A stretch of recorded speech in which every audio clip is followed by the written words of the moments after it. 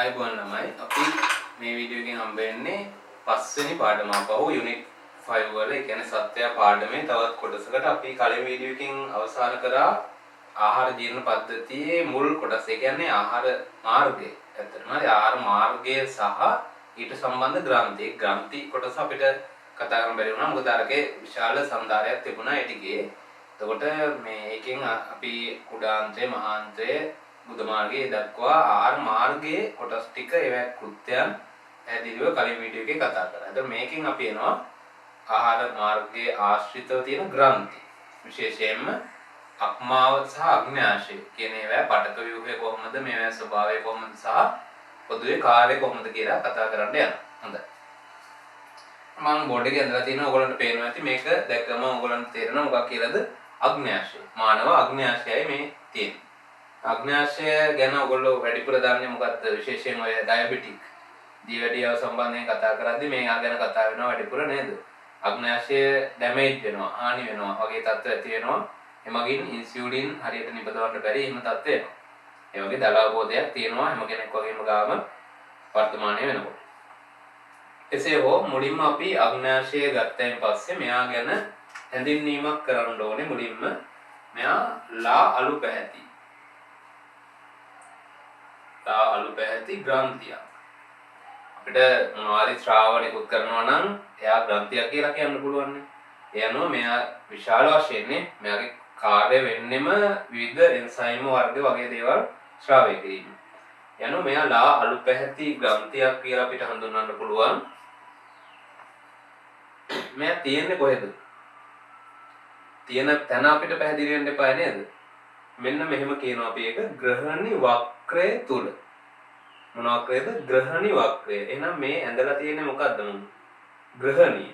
ග්‍රහණිය කොහෙන්ද එන්නේ? ඊට කලින් මොකක්ද තියෙන්නේ? ග්‍රහණියට කලින් මේ තියෙන්නේ ආමාශය.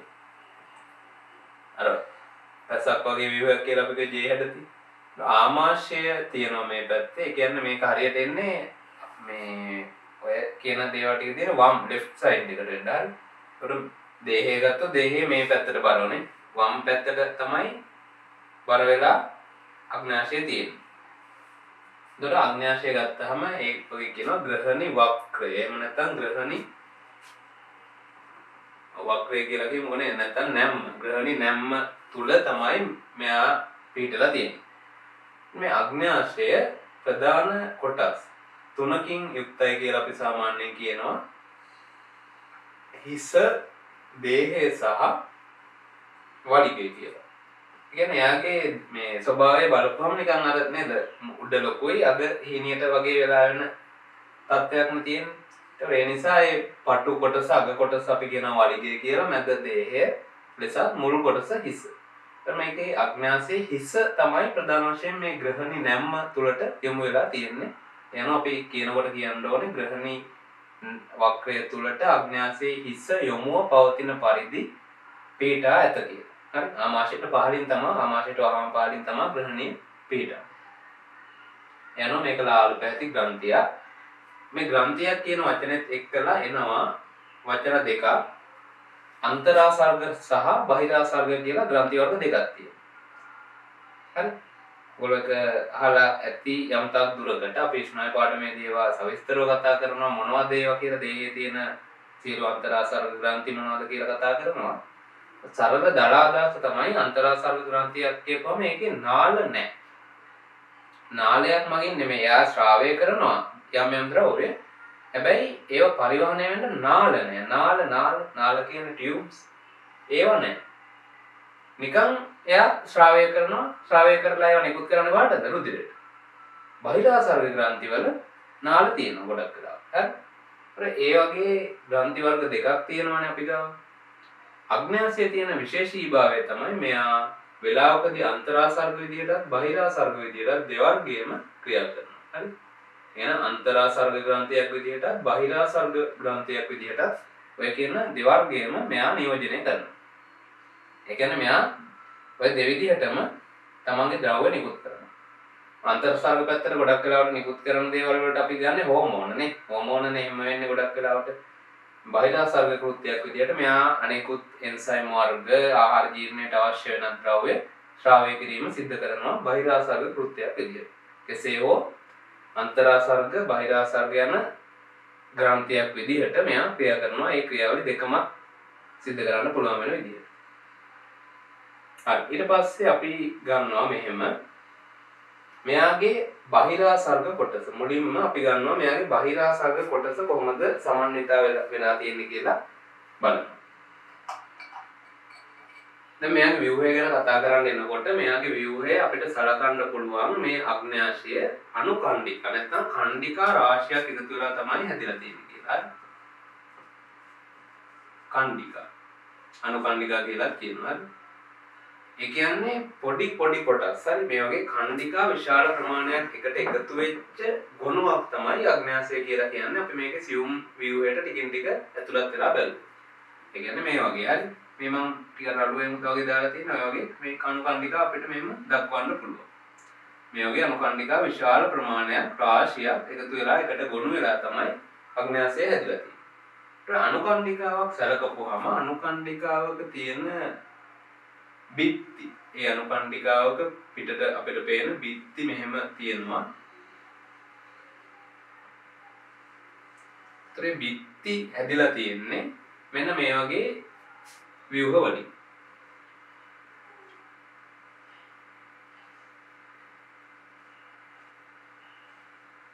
මම මේ එකක ඇඳ සෛල වෙනකම්ම විස්තරය හරි සවිස්තර සටහන ඇඳ. දැන් මේ වගේ ව්‍යුහ ගණනාවක් එකතු වෙලා තමයි ඔය අනුකණ්ඩිකාවක් හැදිලා තියෙන්නේ. මෙතන අපහු ඒ වගේ ව්‍යුහ ගණනාවක් තියෙනවා.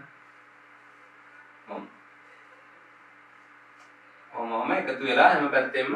එතකොට මෙන්න මේ එක ව්‍යුහයකට අපි කියන්න පුළුවන් මෙන්න මේ වගේ එකට බදරිකා කියලා. මොනවද කියන්නේ?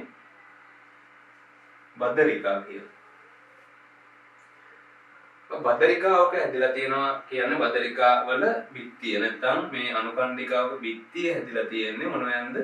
ශ්‍රාවී සෛල වලින් කියලා කියනවා. මේ ඇන්දෙම හරි මේ ඇඳලා තියෙන්නේ මේවා ශ්‍රාවී සෛල. ඒ කියන්නේ මොනවා හරි දෙයක් ශ්‍රාවය කරන කට්ටිය. ඒගොල්ලෝ ශ්‍රාවය කරන දේවල් මේ මැදයට එකතු වෙනවා. එකතු වෙලා ඒවා මේ ප්‍රනාල හරහා කුඩා ප්‍රනාල හරහා එකතු වෙලා ඒ කියන්නේ මේ වගේ ගොඩාක් තියෙනවානේ. ලක්ෂ ගණන් මේ වගේ ඒවා තියෙනවා. හරි බදරිකා මෙහෙම ලක්ෂ ගණන් තියෙනවා. ඒ ඔක්කොම ටික එකතු වෙලා මොකක් හැදෙනවද අවසානයේ? අග්න්‍යාශයික ප්‍රනාලය හැදෙනවා. හරිනේ වැඩි. දැන් මේ අග්න්‍යාශයේ මැදින් ගත්තොත් අපිට මෙහෙම පේනවා. හරි. මේ මැද අරස් කපුමක් ගත්තොත් මේකේ ප්‍රනාලයක් තියෙනවා ඒ විදිහට. එතකොට මේ ප්‍රනාලයට මෙහෙන් විවිධ සම්බන්ධයි. හරි. මොනවද ඒ සම්බන්ධ වෙලා තියෙන්නේ? අර කුඩා බදරිකා වලින් එකතු වෙලා හැදෙන ප්‍රනාල කොටස් එකතු වෙලා තමයි අග්න්‍යාශයික ප්‍රනාලය අවසානයේ හැදෙන්නේ. ඒතර මේකට මෙහෙම පොඩි අණු කොටස් ශාඛා විදිහට බෙදලා අවසානයේ ඔක්කොම එකතු වෙලා තමයි මේ විදිහට අග්න්‍යාශයික ප්‍රනාලය හදන්නේ. දැන් ඔය ශ්‍රාවී සෛල කිව්වනේ ශ්‍රාවී සෛල වල මොනවද ශ්‍රාවය කරන්නේ? අපි ඒක දැන් කලින් පාඩමේ දන්නවා. මොනවද අග්න්‍යාශයික කියලා පටන් ගත්තාම ගොඩක් ඒවා තියෙනව නේද? ඇමයිලේස් ඊට පස්සේ ලයිපේස් ඊට පස්සේ ට්‍රිප්සින් කයිමොට්‍රිප්සින් අපහු කාබොක්සිපෙප්ටිඩේස් නියුක්ලියස් ඒ වගේ කියන්න ඕනේ අග්න්‍යාශයික නියුක්ලියස් එහෙම කියලානේ. මෙන්න මේ වගේ එන්සයිම රාශියක් ශ්‍රාවය කරන්න හැකියාව දරනවා. ඔය කියන බදරිකාවල තියෙන ශ්‍රාවී සෛල. නැත්නම් බදරිකා සෛල කියලා අපිට කියන්න පුළුවන්. කොහොම හරි බදරිකාවල තියෙන ශ්‍රාවී සෛල ඒක තමයි වටා හොඳ හේතුම වෙන්නේ. ඔන්න ඔය පටක ව්‍යුහය මේ දක්වා තියෙනවා මොකේද? බහිරාසර්ග පැත්තට ආවයන් පස්සේ කියන අග්න්‍යාශයේ බහිරාසර්ග පාර්ශවයෙන් ඔන්න ඔය කරුණු ටික ඔයගොල්ලෝ පැහැදිලිව දැනගන්නට ඕන. හරි අනුකණ්ඩිකා තියෙනවා. අනුකණ්ඩිකාවල බිත්තිය ශ්‍රාවී සෛල වලින් සමන්විත වෙනවා. හරි ඒවා ඒ කුඩා ප්‍රනාල හරි අනුකණ්ඩිකා ඉතා කුඩා ප්‍රනාල වලට සම්බන්ධ වෙලා තියෙනවා. ඒ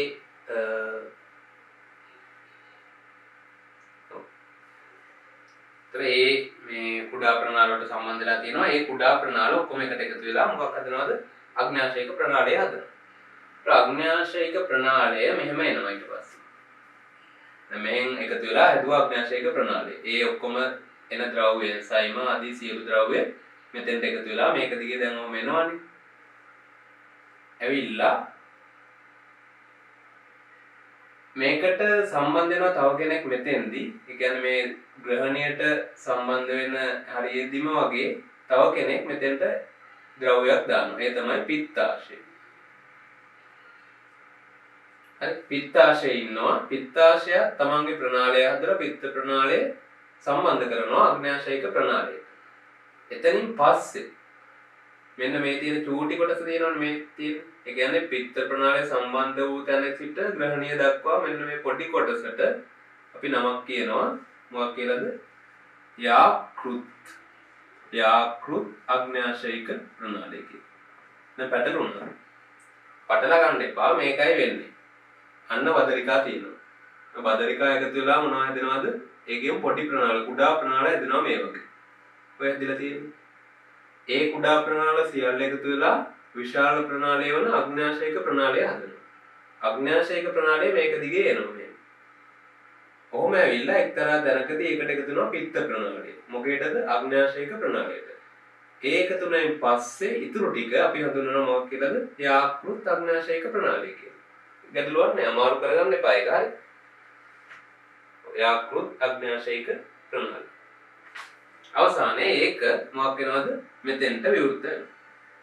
මෙතෙන්ට කිව්වට හරියන්නේ නැහැ. මොකක්ද කියන්න ඕනේ අපි?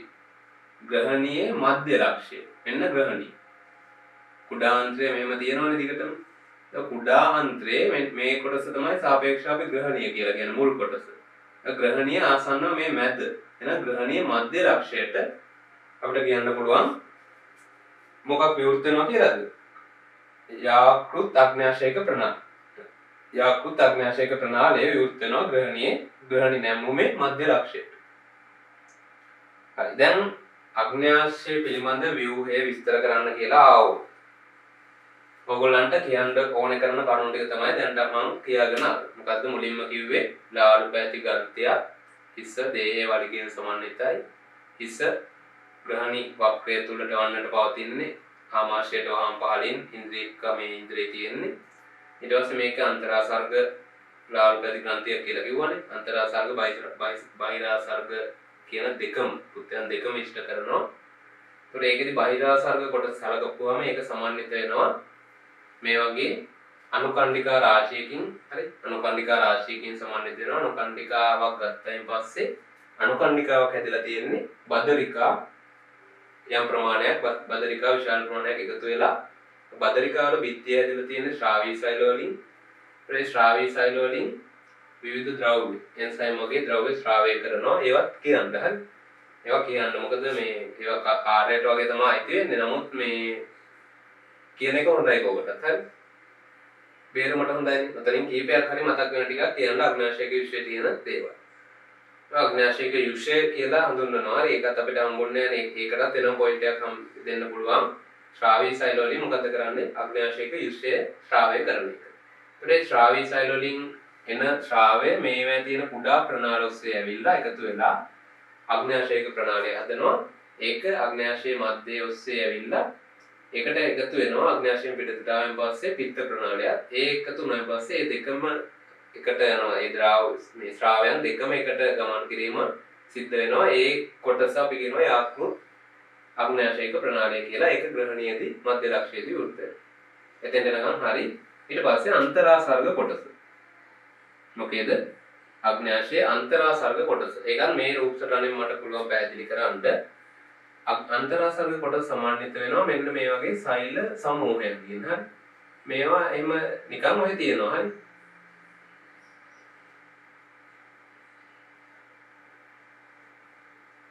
කොහොම සෛල සමූහයක් සෛල ගුණ විදිහට අපිට දකින්න පුළුවන් වෙනවා මේක තියෙන අන්තරාසර්ග කොටස. එතන මේ අන්තරාසර්ග කොටසේ තියෙනවා ඇල්ෆා සෛල සහ බීටා සෛල. ඇල්ෆා සෛල සහ බීටා සෛල කියලා සෛල වර්ග දෙකක්. ඔය සෛල වලින් මොකක් කරනවද? ඉන්සියුලින් නිපදවනවා. කවුද? බීටා සෛල. බීටා සෛල මගින් ඉන්සියුලින් නිපදවනවා. දැන් අනිත් එක මකන්නම් මොකද අන්තරාසර්ග කොටස වෙන් කරලා කට පැහැදිලි වෙන්න. හරි. මෙන්න මේ වගේ සෛල ගොනු තියෙනවා. ඒවැ බීටා සෛල තියෙනවා, ඇල්ෆා සෛල තියෙනවා. ඇල්ෆා සෛල වලින් ග්ලූකගන් ශ්‍රාවය කරනවා.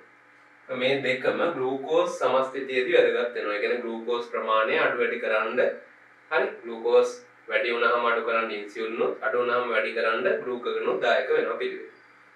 මෙන්න මේ අන්තරාසර්ග කොටසට වෙනම නමක් කියනවා. අරගේ බදරිකා කිව්වනේ. මේකට කියනවා ලැංගර්හෑන් දීපිකා. දීපිකා කියලා නම තියෙන්නේ නේද? ඒකට කියනවා ලැංගර්හෑන් දීපිකා කියලා. ඒතර ඒ තමයි විශේෂණය වෙච්ච සෛල සමූහය. ඒකෙන් ඉන්සියුලින් ග්ලූකගන් කියන හෝමෝන ශ්‍රාවය කරනවා. ඒකෙදි මොකක් වෙන්නේ නැද්ද? මේ වගේ ප්‍රනාල නැහැ. මේ ප්‍රනාල නැහැ. ඒතර කොහොමද මෙයාගේ කෘත්‍ය කරන්නේ? මෙයා කෙලින්ම එයාගේ තියෙන අදාළ ද්‍රව්‍ය ටික නිකුත් කරනවා රුධිරයට. ඒකයි වෙන්නේ. රුධිර නිකුත් කරපුවාම මොනවද හෝමෝන මේවා හෝමෝන රුධිරයට නිකුත් කරාන් පස්සේ රුධිරය හරහා එයා පරිවහනය වෙලා ඒ අවශ්‍ය කාර්ය කරනවා. හරි. ඒ අනුව ඔන්න අග්න්‍යාශය ව්‍යුහය. අග්න්‍යාශය ව්‍යුහය විස්තර කරන්න කියලා ආවොත් ඔය ටික ඕගොල්ලෝ කියන්න වග බලා ගන්න. අර දැන් ග්ලූකගන් ශ්‍රාවය කරනවා කියන එක ඒක කෘත්‍යයක් වෙනවා. හැබැයි ඒකත් මෙතනින් සඳහන් කරනවා. උපරිම වාක්‍ය තුනක් වගේ වැඩි වෙන්නේ අර බදරිකාවල මේ ශ්‍රාවය කරන එන්සයිම් ටික කියන්නයි මේ දෙක කියන්නේ. වාක්‍ය දෙකක් තුනක්. ඒතකොට ඒක ලියන්න කම්මැලි නැතුව මොකද ඒකට අඩුවක් නැතුව යනවා අපේ මේ ප්‍රශ්නේ. හරි. අනික රූප සටහන අඳින්න. මේ රූප සටහන පැහැදිලිව ඇඳලා නම් කරන්නම් හරි. අනික හිස, දේහය, වලිගය, ග්‍රහණී වක්‍රය, පිත්තාශය, මේවා පිත්ත ප්‍රනාලය, මේ අග්න්‍යාශයක ප්‍රනාලය ඒවා අනිවාර්යයෙන් මේ හැම කොටසකටම ලකුණු වෙනවා. හරි. මේවා ලොකුවට අවශ්‍ය වෙන්නේ නැහැ. හරි. රූප සටහන මේවා අවශ්‍ය වෙන්නේ නැහැ. ඒක විස්තර කරන්න ඕගොල්ලෝ. මේ රූපය අඳින්න අග්න්‍යාශය ව්‍යුහය විස්තර කරන්න ආවා. ඊට පස්සේ අපි ගන්න අග්න්‍යාශය දැන් කතා කරා. ඊළඟට අපි එන ග්‍රන්ථිය තමයි ඊළඟට අක්මාව. මේකත් ඕගොල්ලෝ දන්න අක්මාවනේ. අක්මාව දන්න අහලා තියෙන ග්‍රන්ථියක්. සාමාන්‍යයෙන් විතර කතා බහ වෙනවා. මේක සාමාන්‍යයෙන් කියනවා දේහයේ තියෙන විශාලතම ග්‍රන්ථිය කියලා. ග්‍රන්ථියක් විදිහට ගත්තොත් දේහයේ තියෙන විශාලතම ග්‍රන්ථිය. දැන් ප්‍රමාණයෙන් ගත්තොත් හරි විශාලතම අවයවය කියලා සලකන්නේ මොකක්ද? ඒකත් මේක අක්මාව සලකන්න තිබ්බා මොකක් නැති වුණා නන්ද? සම. දේහයේ විශාලතම අවයව විදිහට සලකන්නේ සම. අක්මාව සලකන්නේ දේහයේ විශාලතම ග්‍රන්ථිය. නැත්නම් දෙවන විශාලතම ඉන්ද්‍රිය විදිහට සලකන්න පුළුවන්. අක්මාව ගත්තයින් පස්සේ ප්‍රධාන වශයෙන් මේක තද පැහැතිනේ. දැන් අර ටිකක් තද පැහැති ව්‍යුහයක් විදිහට අපිට දේහයේ කැපුමකදී මේක දකින්න පුළුවන් වෙනවා. තත් දුඹුරු වගේ පාටක මේක තියෙන්නේ.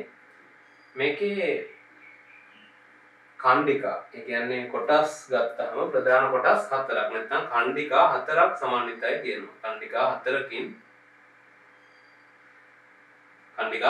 තියෙනවා අක්මාවේ.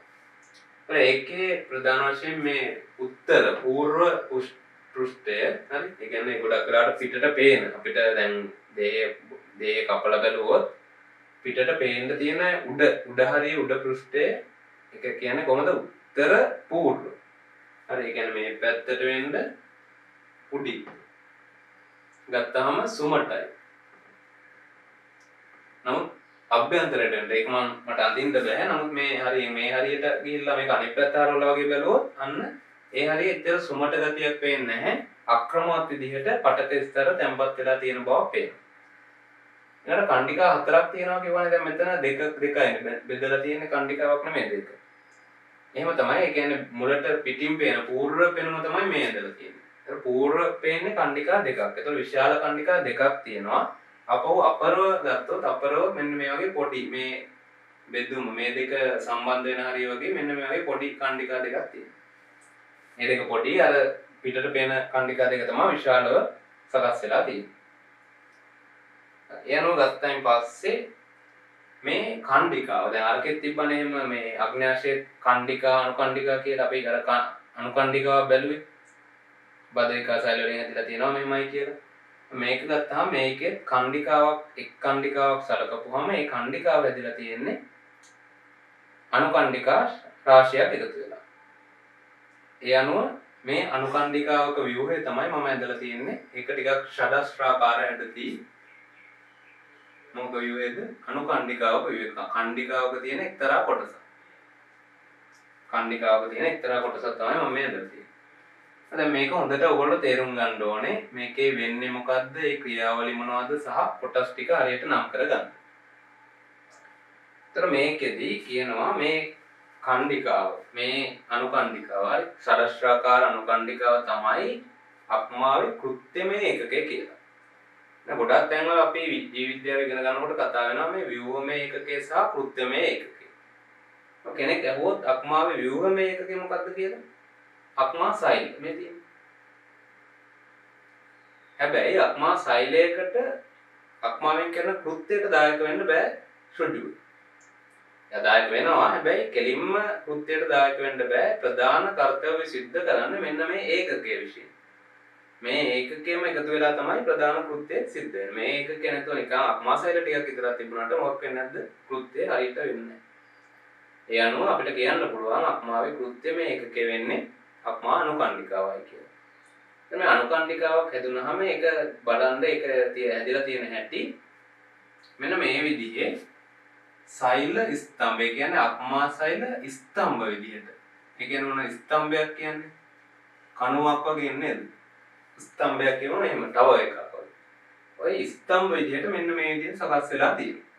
මේක ස්තම්භය, මේ තව ස්තම්භය, මෙහෙම ස්තම්භ විදිහට සකස් වෙලා තියෙනවා. ඒ මම එක එකට සෛල ඇඳලා නැහැ මේකේම. ඔය විදිහ ස්තම්භ අපිට දකින්න පුළුවන් වෙනවා. මේ විදිහට. හරි ඒ ස්තම්භයක් හැමතිස්සෙම හැදලා තියෙන්නේ මෙහෙම අක්මා සෛල පේලි දෙකක් වගේ එකතු වෙලා මීටර් ස්තර ගන්න වැඩි වෙන්න පුළුවන් අක්මා සෛල ස්තර ගන්න කීපයක් වෙන්නත් පුළුවන්. ඒතර දැන් අපිට පැහැදිලි වෙන්න රූපයක් පැහැදිලි වෙන්න තමයි මම හැදලා තියෙන්නේ තනි සෛල ස්තරේ ගන්න දෙපැත්තේ එකතු වෙලා එහෙමනේ කණු ස්තම්භයක් හැදෙන්නන්නේ දෙපැත්තෙම එකතු වෙලා ඒ විදිහේ ස්වරූපයක් තියෙනවා. ඒතර මේ විදිහේ ස්තම්භ ගත්තයින් පස්සේ ස්තම්භ යුගල් අතර හොඳට මම කියන එක අහගන්න ස්තම්භ අතර නෙමෙයි ස්තම්භ යුගල් දෙකක් අතර. ඒ කියන්නේ මොකද්ද? මෙන්න එක ස්තම්භයක්. මෙන්න තව ස්තම්භයක්. එතකොට ස්තම්භ යුගලක් වෙනවා. අන්න ඒ යුගල් දෙක අතර මේ තියෙන්නේ. ඔය මේ තැන ගැනයි ඔය කියන්නේ. පැහැදිලිද ඒක? ආයෙ මම කියනවා ස්තම්භ යුගල් දෙකක් අතර. මේක ස්තම්භයක්, මේ තව ස්තම්භයක්. ඒ දෙක අතර මේ තියෙන්නේ.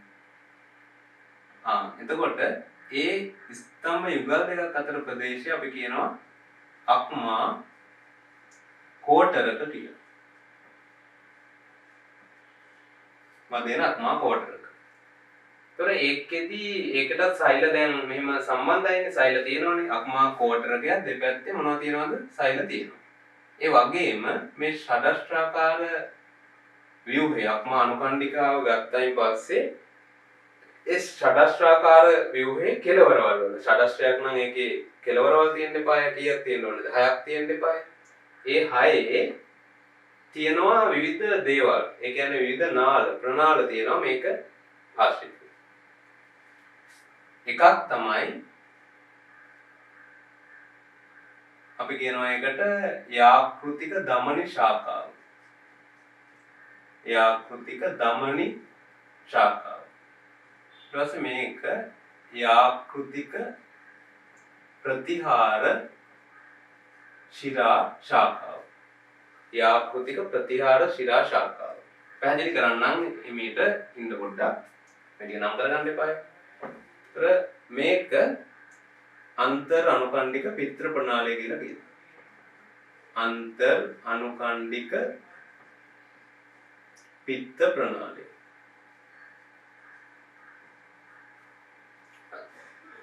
දැන් හරි. දැන් මේ පැහැදිලි කිරීමට යමු. මේ නම් කරපු ටික මම බලනවා පහු මොකද්ද තියෙන්නේ?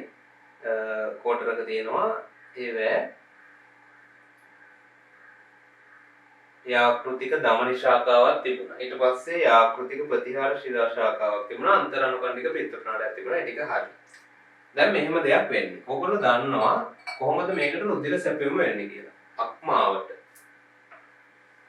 මතකද ඒක?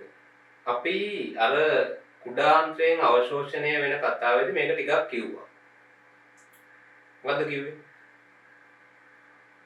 සියලුම අවශෝෂණය වෙන. ඒ කියන්නේ අවශෝෂණය වෙනවා කියලා වතුරට නෙමෙයි එකතු වෙන්නේ. එකතු වෙන්නේ රුධිරයට. කුඩාන්ත්‍රයෙන් වේවා ආමාශයෙන් වේවා මහාන්ත්‍රයෙන් වේවා එකතු වෙලා අවසානයේ එකතු වෙන රුධිරයටනේ. ඒතර ඔය ආහාර ජීර්ණ පද්ධතියේ තියෙන සැකස්මක් තමයි මෙහෙම ආහාර ජීර්ණ පද්ධතිය අපි දල වශයෙන් යනදෝ කොහොමනේ ආහාර ජීර්ණ පද්ධතිය. ඊට පස්සේ මේකේ මහාන්ත්‍රයට සම්බන්ධ වෙලා ඔහම යනවා. මහාන්ත්‍රයට සම්බන්ධ වෙලා මහාන්ත්‍රය ඔහම යනවානේ. ඔය තමයි ආහාර ජීර්ණ පද්ධතිය. ඒතකොට මේකෙදි සාමාන්‍යයෙන් වෙන ක්‍රියාවලියක් තමයි මේ සියලුම තැන්වලදී ආමාශයෙන් කුඩාන්ත්‍රයෙන් ඒ එකතු වෙන රුධිරය ඔක්කොම ටික අවශෝෂණය කරනවා. දැන් මම රුධිරය යන්දොත් මෙන්න මේ විදිහේ නාලිකාවලට හරිද? මෙතනින් අවශෝෂණය වෙනවා. ආමාශයෙන් මේකට අවශෝෂණය වෙනවා. ඊට පස්සේ කුඩාන්ත්‍රයෙන් මේකට අවශෝෂණය වෙනවා. හරි? ඒතර මේ අවශෝෂණය වෙන සියල්ල අවසානයේ කොහාට යනවද? අක්මාවට යනවා ළමයි.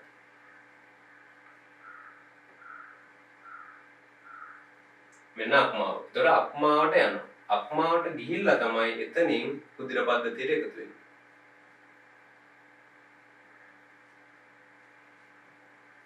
අක්මාවට යන රුධිර විදියට නෙමෙයිද රුධිර විදියට තමයි. හැබැයි ඒක විශේෂිත පද්ධතියක් එතනදී. සාමාන්‍යයෙන් දේහයෙන් අපි ඔක්සිජනීකృత ඒ කියන්නේ ඔක්සිජන් අඩු වෙද්දී නේ රුධිරයට ඔක්සිජන් ප්‍රමාණය අඩු වෙද්දී අපි ඒක අපහු ශිරාවකට එකතු කරන්නේ. ශිරාවට එකතු කරලා කෙලිම හෘදයට යවනවා. හැබැයි ආහාර ජීර්ණ පද්ධතියෙන් අවශෝෂණය කරන්නා වූ පෝෂක සහිත රුධිරය ඒකත් අපිරිසුදු වෙච්ච රුධිරයන්නේ. හරි. ඒතර මොකද ඔක්සිජන් ගන්න අඩුයි පෝෂක අන්තර්ගතයක් තමයි ඒකේ වැඩිපුර තියෙන්නේ. ඒතර එහෙම ලබා ගන්න රුධිරය කවදාවත් හෘදයට ගෙනියන්නේ නැහැ කෙලින්ම පොම්ප කරන්න. එයා කෙලින්ම ගෙනියන්නේ අක්මාවට. ඒ අක්මාවට ගෙනියන රුධිර නාලය තමයි අපි නම් කරේ මොකක් කියලාද? යාකෘතික ප්‍රතිහාර ශිරාව. ඒ අනුව ආමාශය අන්ත්‍රය ආදී සියලුම ආහාර මාර්ගයෙන් අවශෝෂණය කරගන්න පෝෂක අවශෝෂණය වෙන රුධිරය තමයි මේ යාකෘතික ප්‍රතිහාර ශිරාව මගින් කොහාට ගෙනියන්නේද? අක්මාවට ගෙනියන්නේ. මොකටද ගෙනියන්නේ? ඒ රුධිරයේ තියෙන විශේෂයෙන්ම විෂ ද්‍රව්‍ය විශාල වශයෙන් දැන් අපි ආහාර එක්ක ගොඩක් දේවල් අපේ ශරීරයට අහිතකර දේවල් අපිට ඇතුල් වෙනවා. ඇතුල් කරගන්නවා අපි. ඒතකොට ඒවා සමහර ඒවා දැනුවත් හෝ නොදැනුවත් විශාල අපද්‍රව්‍ය ප්‍රමාණයක් අහිතකර දේවල් ප්‍රමාණයක් අපේ ඇතුළත ගමන් කරනවා. ඒතකොට ඒ මොනවද මේ ගියපු අපද්‍රව්‍ය හෝ නැත්නම් විශේෂයිත සංඝටක තියෙනවා නම් ඒවා විෂ හරණය කරලා අපද්‍රව්‍ය තියෙනවා නම් ඒවා ඉවත් කරලා බිඳහෙලලා ඔය කාර්යයන් ටික කවුද කරන්නේ? අක්මාව. ඒ නිසා තමයි ඔය මත්ද්‍රව්‍ය මත්පැන් පානය කරද්දී එහෙම අක්මාව විනාශ වෙනවා කියලා කියන්නේ. ඇයි?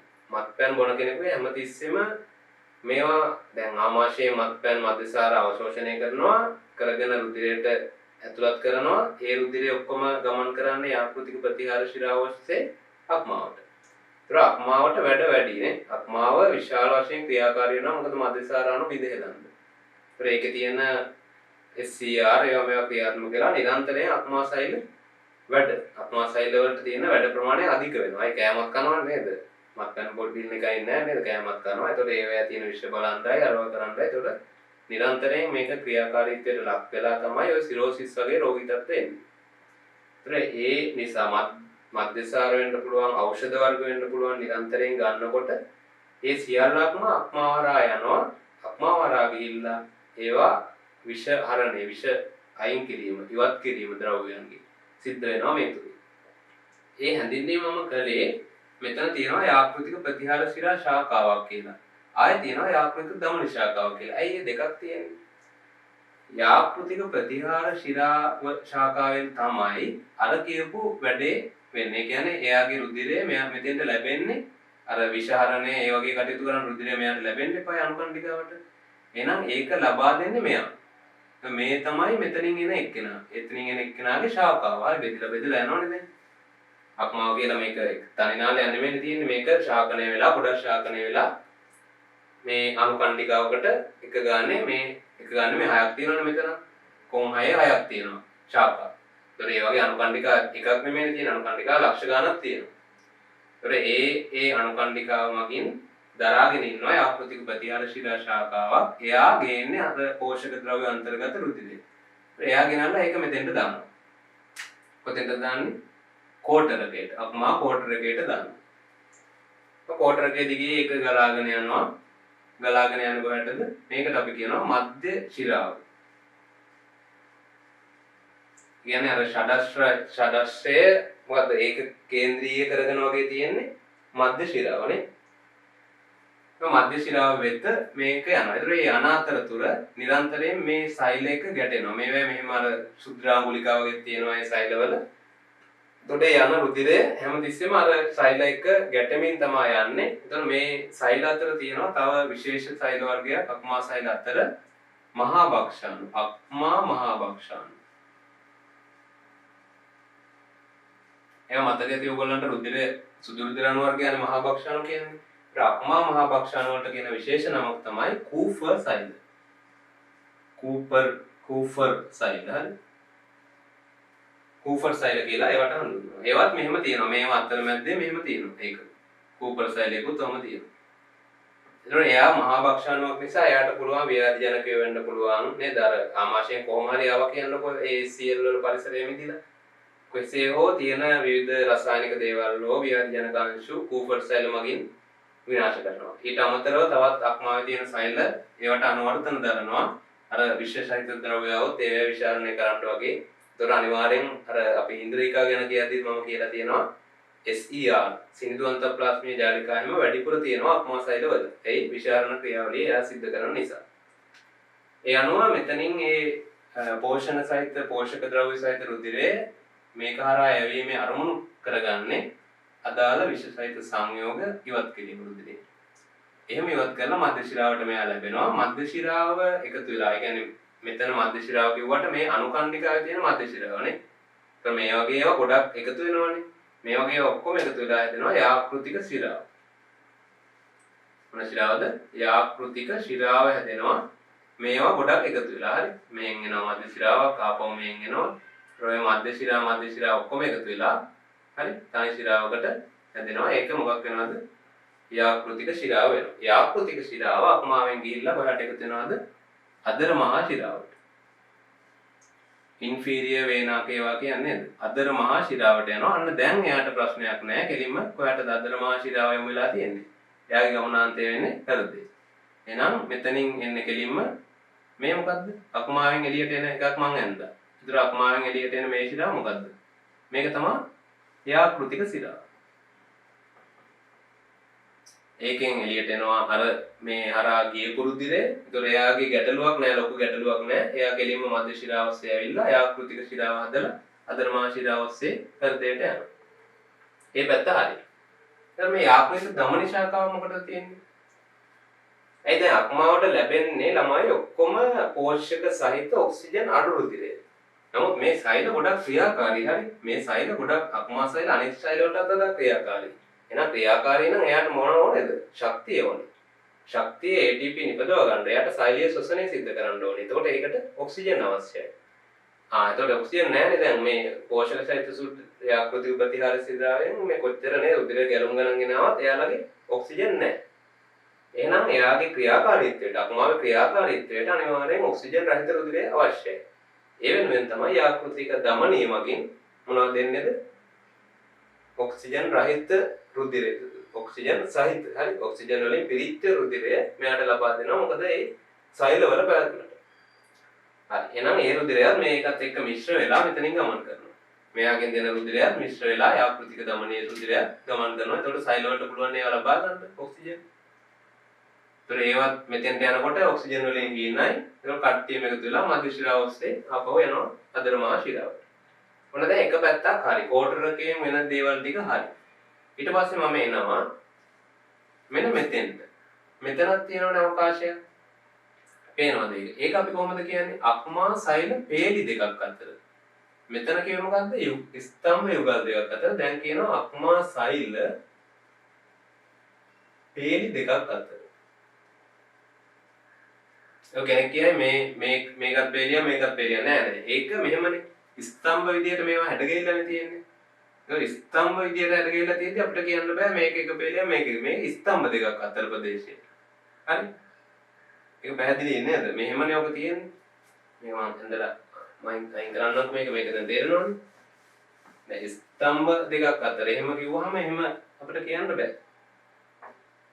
මෙහෙමනේ ඔක තියෙන්නේ.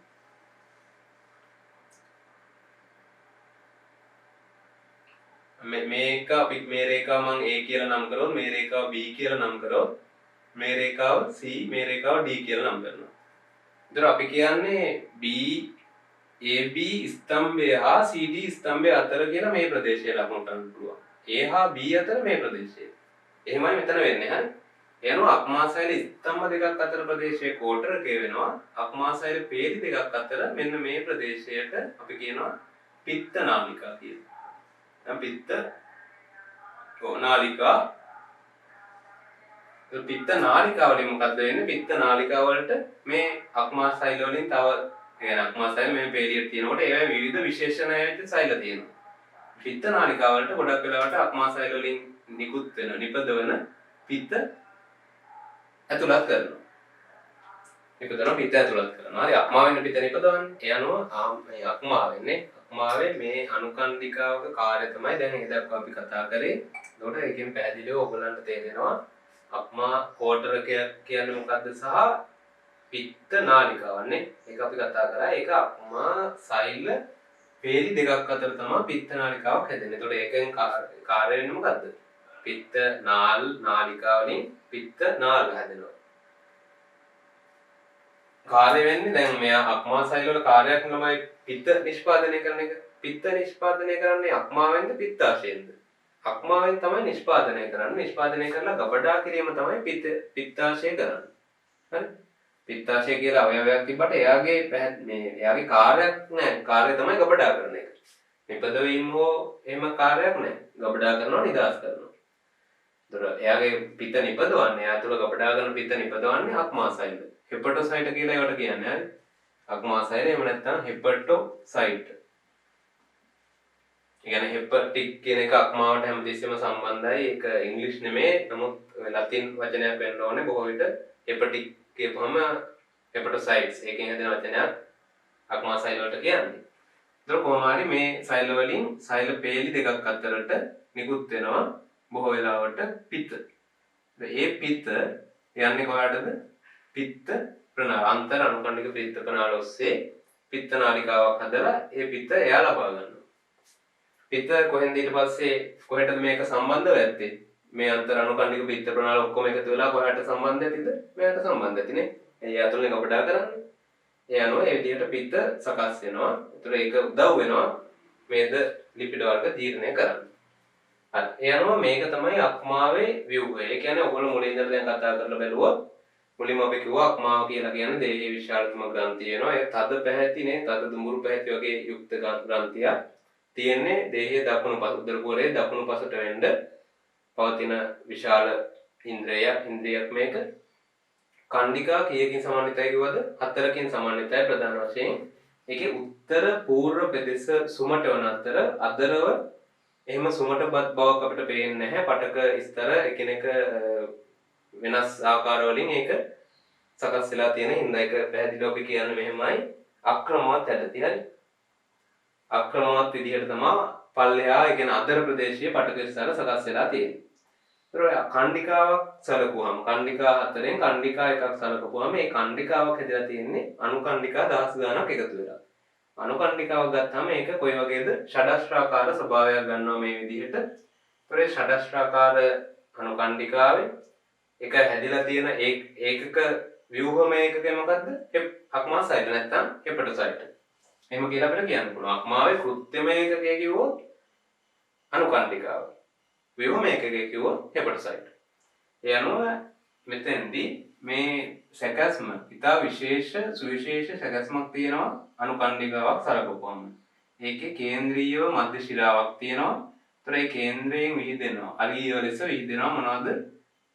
මේ අක්මාසයිල ස්තම්භ විදිහටනේ. ස්තම්භ විදිහට මේවා විහිදෙනවා. ඒතර මේ විදිහට විහිදෙන ස්තම්භ යුගල් දෙකක් අතර තියෙනවා අක්මා කෝටරක.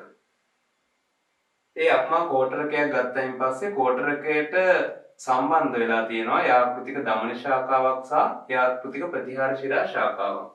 ඒ වගේම ඒ ආශ්‍රිතව තියෙනවා අන්තර් අනුකණ්ඩික පිත්ත ප්‍රණාලයක්. ඒතකොට මේකදී අපිට කියන්න පුළුවන් අර ෂඩස්ත්‍රයේ තියෙන මෙන්න මේ වගේ තැනක තමයි ඔය තුනම බොහෝ වෙලාවට තියෙන්නේ. හරි. අන්තර් අනුකණ්ඩික පිත්ත ප්‍රණාලය, යාකෘතික ප්‍රතිහාර ශිරාව සහ යාකෘතික දමන ශාඛාව. ඒ අනුව මේ ප්‍රධාන ශිරාව සහ ධමනියෙන් යාකෘතික ප්‍රතිහාර ශිරාවේ මොකද්ද වෙන්නේ? පෝෂක අන්තර්ගත ඒ වගේම ඔක්සිජන් හීන රුධිරය ගෙනල්ලා ලබා දෙනවා කාටද? අක්මා කෝටරකයට. කෝටරකය හරහා ගමන් කරනවා. ඒතර ඒ ගමන් කරනකොට ඒ දෙපැත්තේ තියෙන දෙපස තියෙන අක්මා සෛල මගින් එහි තුල සිටින ව්‍යාධි ජනකයන් වෙන්න පුළුවන්, නැත්නම් විෂ බීජ ද්‍රව්‍ය වෙන්න පුළුවන්, විෂ ද්‍රව්‍ය වෙන්න පුළුවන්. ඒවා බිඳ හෙලලා විෂාරණය කරලා සෑහෙන සකස් කරපු රුධිරය ටිකක් තමයි මධ්‍ය ශිරාව වෙත යවන්නේ. ඒතකොට ඒ එක්කම එයාට කලවම් වෙනවා, මිශ්‍ර වෙනවා. මේ පෝෂණ සහිත රුධිරයයි ඔක්සිජනීකృత, ඒ කියන්නේ ඔක්සිජන් වලින් පිරිසිදු රුධිරයයි මෙතනදී කලවම් වෙනවා. හේතුව යාපෘතික දමනයෙන් යම් ප්‍රමාණයක් අක්මා කෝටරකය තුළට රුධිරය ලබා දෙනවා. ඒවා සෛලවල අධික ක්‍රියාකාරීත්වයෙන් යුක්ත සෛලවල ක්‍රියාකාරීත්වයට වැදගත් ඒ ඔක්සිජන් සහිත රුධිරය. ඒ අනුව ඒ තුලින් ගමන් කරලා මධ්‍ය ශිරාවට ආවන් පස්සේ මධ්‍ය ශිරා අනුකණ්ඩිකා රාශියක මධ්‍ය ශිරාවන් කීපයක් එකතු වෙලා යාකෘතික ශිරාව හදනවා. ඒ ඔස්සේ ඒක අධර්මා ශිරාවට විවෘත වෙනවා. ඒතර සම්බන්ධය පැහැදිලි නේ ඔයගොල්ලන්ට. මෙතෙන්ද යාකෘතික දමනි අක්මා සැපයුමක් විදියට එනවා යාකෘතික දමනි. රුධිරය සැපයුම. ඒතර පිටවීම යාකෘතික ප්‍රතිහාර ශිරාවෙන් සිද්ධ වෙනවා. යාකෘතික ශිරාවෙන් නේ ප්‍රතිහාර ශිරාවෙන් වෙන්නේ අක්මාවට රුධිරය ලබා දෙන එක. පැහැදිලි නේද? ප්‍රතිහාර ශිරාවෙන් කරන්නේ අක්මාවට රුධිරය ලබා දීම. යාකෘතික දමනයෙන් කරන්නේ රුධිරය ලබා දීම. හැබැයි යාකෘතික ශිරාවෙන් කරන්නේ අක්මාවෙන් එළියට රුධිරය අරන් යන එක. ඒ අනුව ඒ කතාවේ කෝටරකයට සම්බන්ධ ඒ කතාව ඊට පස්සේ පිත්ත ප්‍රනාල නැත්නම් පිත්ත නාලිකා කියලා ගන්නවා අපි. ඒ කියන්නේ අක්මා සෛල පේලි දෙකක් අතර පිත්ත නාලිකාවක් තියෙනවා. ඒවට මොකද වෙන්නේ? අක්මා සෛල වලින් නිපදවන පිත්ත ගමන් කරලා පිත්ත ප්‍රනාලය කියන අන්තරානුකෝණික පිත්ත ප්‍රනාලය ඒවට තුලා පිත්ත ප්‍රනාලය හරි සෑහෙන සකස් වෙච්ච පිත්ත ප්‍රනාලය පිත්ත නාලිකාව වලින් පිත්ත නාල හැදෙනවා නැත්නම් පිත්ත ප්‍රනාලය හැදෙනවා කියලා අපිට කියන්න පුළුවන්. ඒවා කියලා පිත්තාශයට සම්බන්ධ වෙලා තියෙනවා. යනු මෙන්න මේ කියන ප්‍රධාන ව්‍යුහ සැකස්ම ඔයගොල්ලෝ හොඳට අවබෝධ කරගන්න ඕනේ. මම හිතනවා පැහැදිලි වෙන්න ඇති කියලා. මේ ව්‍යුහය තමයි ඔයගොල්ලෝ විස්තර කරන්න ඕනේ. දැන් අක්මාව ඇවිල්ලා නැහැනේ තාම නේද? අක්මාව විභාගයටම ඇවිල්ලා නැහැ. නමුත් එන්න පුළුවන්. ආවොත් මේ රූප සටහන අනිවාර්යෙන් අඳින්න මතක තියාගන්න. මේ රූපයන් නිකන් ඉඳලා දාන්න. මේක අඳින්න දෙයක් නැහැ. නිකන් නේද? පාංගෙඩියක් වගේ අඳින්න තියෙන්නේ. හරි. ඊට පස්සේ අක්මාව ගත්තාම කාර්යයන් විදිහට විශාල වශයෙන් ජීර්ණයට දායක වෙනවා. ඒ වගේම ඊට අමතරව කාර්යයන් විශාල ප්‍රමාණයක් කරනවා. දෙහි උෂ්ණත්වය යාමනය නේද? උෂ්ණත්වය යාමනය ඊට පස්සේ උෂ්ණත්වය යාමනය ඊට පස්සේ ගබඩා කිරීම විවිධ දේවල් සංචිත කරනවා අක්මාව තුළ. ඊට පස්සේ තාපය නිපදවනවා විෂහරණය කරනවා. මේ වගේ ගොඩක් කෘත්‍යයන් අක්මාව තුළ සිද්ධ වෙනවා. හරි.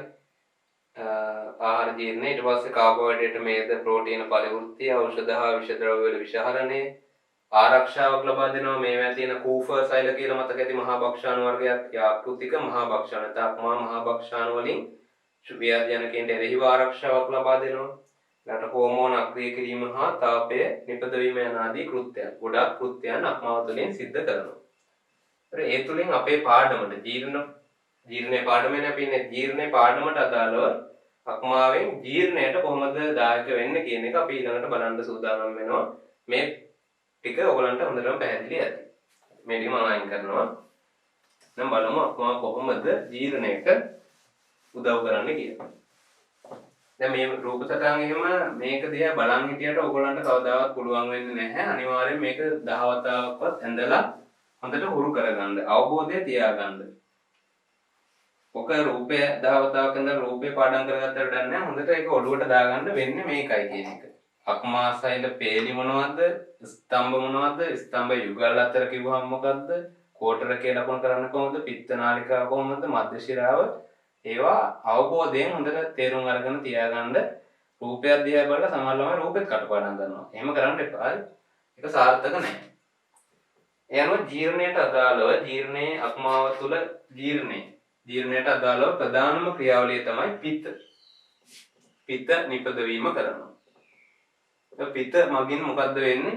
අපි අර ජීර්ණ ක්‍රියාවලියේදී කතා කරා පිත්ත දායක වෙනවා. පිත් ලවණ කියලා තියෙනවා. ඒවා දායක වෙනවා මේද ජීර්ණයේදී. මේද මොනව කරන්නද?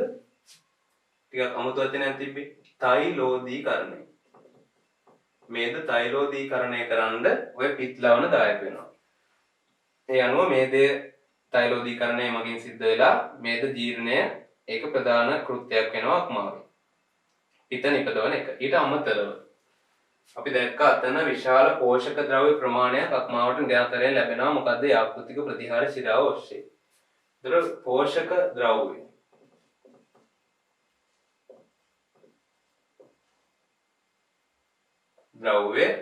බෙදා හැරීම. බෙදා හැරීම යාමනය. හරි. ඒ කියන්නේ පෝෂක ද්‍රව්‍ය අක්මාවට ලැබෙනවා. හැම පෝෂක ද්‍රව්‍යයක්ම අර අන්ත්‍ර වලින් ආමාශයෙන් අවශෝෂණය කරන සියල්ලක්ම පාහේ අක්මාව හරහා ගමන් කරනවා. ඒ අනුව පෝෂක ද්‍රව්‍ය සියල්ලම අක්මාව හරහා තමයි යන්නේ අවසානයේ නේද? ඒතර ඒ තුලින් අක්මාවට හැකියාව ලැබෙනවා. ඒ හැකියාව ලැබෙනවා කියන්නේ එයා කරනවා මොකක් කරනවද? සියලුම ඒ පෝෂක ද්‍රව්‍ය නියමිත පරිදි මේ ප්‍රදේශ වලට යන්න ඕන කියන මොකද එයා ගාවට ඔක්කොම එන්නේ. ඒතර එයා බෙදා හරින්න ඕන හරියටනේ. ඒතර ඒ වැඩේ වෙන්නේ එයාගේ. හරි මේ පෝෂකය මේ ප්‍රදේශයට අවශ්‍යයි. මේ පෝෂක ද්‍රව්‍ය පේශිවල ගබඩා කරන්න අවශ්‍යයි. එහෙම කියලා එයා එතනින් නියාමනයක් කරනවා. ඒක තමයි යාමනය කියලා කියන්නේ පෝෂක ද්‍රව්‍ය බෙදා හැරීම හා යාමනය. ඊළඟට ග්ලූකෝස්. ඊළඟ වැදගත් දේ තමයි ග්ලූකෝස්. මොනව කරලාද? ඔව්. ග්ලූකෝස් පරිවෘත්තියට ලක් කරන්නත් අක්මාවට පුළුවන්. ඒ කියන්නේ දේහයට තාපය වගේ අවශ්‍ය වෙලාවක වෙන්න පුළුවන්. එහෙම නැත්නම් ග්ලූකෝස් මදි වෙලාවක වෙන්න පුළුවන්. ග්ලූකෝස් පරිවෘත්තිය ලක් කරනවා. එහෙම නැත්නම් ග්ලූකෝස් වැඩිපුර තියෙනවා නම් මොනව කරලාද? ග්ලයිකෝජන්. ග්ලයිකෝජන් කරලා අක්මාව තුළ එයාට පුළුවන් ගබඩා කරගන්න. ග්ලයිකෝජන් ගබඩා කිරීම සිද්ධ කරනවා ග්ලූකෝස් වැඩිපුර තියෙනවා නම් හරි. විවිධ මෙන්න මේ ක්‍රියාවලියට මේ ග්ලූකෝස් ග්ලයිකෝජන් කිරීමේ ක්‍රියාවලියට දායක වෙනවා ප්‍රධාන වශයෙන් මෙන්න මේ හෝමෝන දෙක. ඒකත් ඔයගොල්ලෝ අක්මාවේ කෘත්‍යයන් ගැන කියන්න ඕන කියද්දි ඉන්සියුලින් හා ග්ලූකගන් වගේ. මේ ග්ලයිකෝජන් ග්ලූකෝස් බවට පත්වීමේ ග්ලූකෝස් ග්ලයිකෝජන් බවට පත්වීමේ ක්‍රියාවලිය යාමනය කරනවා. ඒ කියන්නේ ඉන්සියුලින් කියන්නේ රුධිරයේ ග්ලූකෝස් මට්ටම වැඩි වුණාම ක්‍රියාත්මක වෙන හෝමෝනයනේ. එයානෝ රුධිරයේ ග්ලූකෝස් මට්ටම වැඩි නම් එයා මොකද කරන්නේ? එයා උත්තේජනය කරනවා මේ ක්‍රියාව. يعني ග්ලූකෝස් ග්ලයිකෝජන් කිරීමේ ක්‍රියාවලිය එයා උත්තේජනය කරනවා. ඒ කරලා වැඩිපුර ග්ලයිකෝජන් ප්‍රමාණයක් තැන්පත් කරනවා. රුධිරයේ ග්ලූකෝස් මට්ටම අඩු වුණාම ග්ලූකගන් ක්‍රියාත්මක වෙනවා. ග්ලූකගන් ක්‍රියාත්මක වෙලා මේ ක්‍රියාව අඩු කරලා මේ ක්‍රියාව වැඩි කරනවා. එහෙනම් ගබඩා වෙලා තියෙන ග්ලයිකෝජන් ග්ලූකෝස් බවට පත් කරනවා. එහෙනම් ඒ හෝමෝන දෙකෙන් ග්ලූකෝස් ග්ලයිකෝජන් වීමේ අවස්ථාව යාමනය කරනවා, පාලනය කරනවා. ඊට අමතරව තව ආහාර ජීර්ණයට අදාළ තව දෙයක් තමයි සංචිත කරනවා. විවිධ ද්‍රව්‍ය සංචිත කරනවා. හරි. විවිධ ද්‍රව්‍ය සංචිත කිරීම.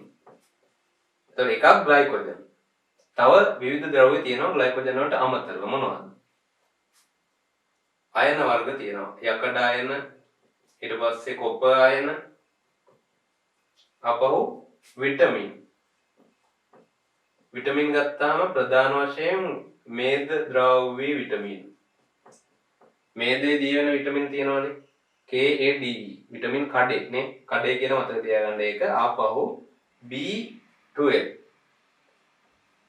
B12 කියන්නේ මේද ද්‍රව්‍ය එකක් නෙමෙයි. ඒක ජල ද්‍රව්‍ය වෙන මේ විටමින් එකක්. නමුත් එයාවත් ගබඩා කරනවා අක්මාව තුලින්. ඒකට මෙන්න මේ කියන කාර්යයන් ටික ජීර්ණයට අදාළ කාර්යයන් ටිකයි මේ තියෙන්නේ. අක්මාවේ මුළු කාර්යයන් නෙමෙයි. අක්මාවේ සමස්ත කාර්යයන් වෙන තැනක සිලබස් එක විස්තර කරන නිසා මම මෙතන ලොකුවට කියන්නේ නැහැ. කලින් අපි ටිකක් කිව්වා තාපයේ නිපදවීම වගේ දේවල්.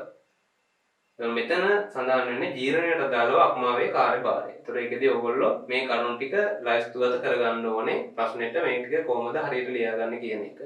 පිට නිපදවීම වගින් තෛලෝදීකරණය. ඊට පස්සේ පෝෂක ද්‍රව්‍ය සියල්ලක්ම ලැබෙන්නේ අක්මාවට නිසා ඒවා බෙදා හැරීම හරියට සිද්ධ කරන්න ඕනේ. ග්ලූකෝස් ග්ලයිකෝජන් කිරීමේ ක්‍රියාවත් ගබඩා කිරීමේ සංචිත කිරීමේ ක්‍රියාවත්. එතනින් අක්මාවේ කාර්යභාරය හරි. අක්මාවේ කාර්යභාරයත් එක්කම ඒ ග්‍රන්ථි කොටස හරි. ඊට පස්සේ අපි මේකෙදි තවත් පැත්තකට එනවා. ඒ තමයි මිනිසා තුළ ජීර්ණයේ යාමනය. මොකක් ගන්න එකද? ජීර්ණයේ යාමනය. ජීර්ණයේ යාමනය කොහොමද සිද්ධ වෙන්නේ කියලා. ඒ කියන්නේ අපිට දැන් නිකම්ම ජීර්ණය මේක ඔට්ටෝ ඉබේ වෙන ක්‍රියාවලියක් නෙමෙයි. ඉබේ තමයි වෙන්නේ. අපි අපේ දැනුම අනුදැනුමක් නැතුව වෙන්නේ. නමුත් මෙයා තුල අපි නොදකින පැත්තක්, නොදකින යාන්ත්‍රණයක් විශාල තියෙනවා. යාන්ත්‍රණයක් කතා කරන්න. හරි. ඒ යාන්ත්‍රණය මොකක්ද කියලා අපි මෙතනදී සාකච්ඡා කරන්න යනවා. මේකේ ප්‍රධාන වශයෙන්ම යාමනය ගත්තාම මේකෙදි හෝමෝනමය වගේම ස්නායුක යාමනයක් අපිට දකින්න පුළුවන්. ස්නායුක යාමනයක් වගේම හෝමෝන මගින් පාලනය වෙන තත්ත්වයකුත් තියෙනවා. ස්නායුක ගත්තයින් පස්සේ අපි ආහාරයක් දකිනකොට එහෙම නැත්නම් ආහාරයක් අපි මුඛයට ඇතුල් කරගන්න තයින් පස්සේ කේට ග්‍රන්ථි උත්තේජනය වෙනවා. හරි. කෙලවුණනවා කියලා කියන්නේ ආහාරයක් දැක්කාම කෙලවුණන්නේ ස්නායුක සමායෝජන ස්නායුක ක්‍රියාවලියක් විදිහට. ස්නායු ප්‍රතීක වලට ප්‍රතිචාරයක් විදිහට තමයි මේ කෙල වැඩිපුර නිකුත් වීම නිපදවීම සිද්ධ වෙන්නේ. ඒතර ඒක ස්නායුක තත්ත්වයට අයිති වෙනවා. ඊට පස්සේ ආහාරය යනවා පල්ලෙහාටනේ. මුඛ කුහරයට අරගෙන ඊට පස්සේ අන්න ශ්‍රෝතය හරහා ආහාරය පල්ලෙහාට ගිහිල්ලා ආමාශය බිත්තිය මේ ආශ්‍රිතව බිත්තියට ආසන්න වුණායින් පස්සේ එයා උත්තේජනය වෙනවා.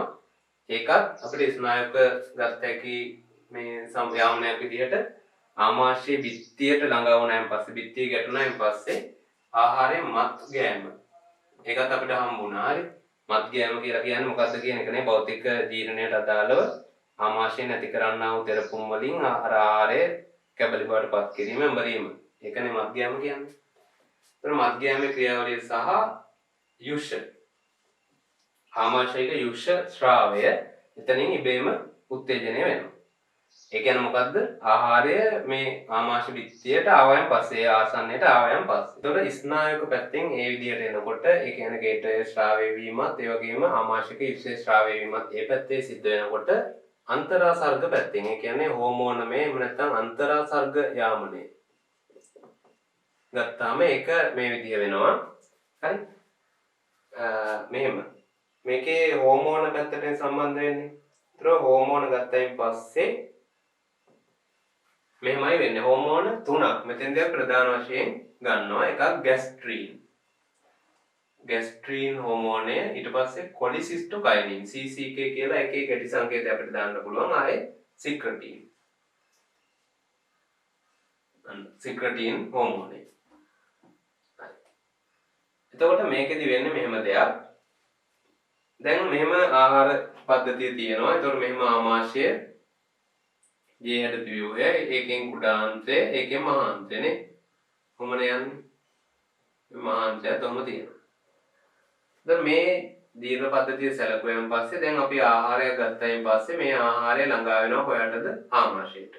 ඒ ආමාශයට ළඟා වෙද්දී අපි කිව්වා මේ මත්ගෑමේ ක්‍රියාවලිය සහ ආමාශයක යුෂ ශ්‍රාවය වීම උත්තේජනය වෙනවා කියලා. උත්තේජනය වෙනවා කියනකට වඩා ඒක හොඳයි.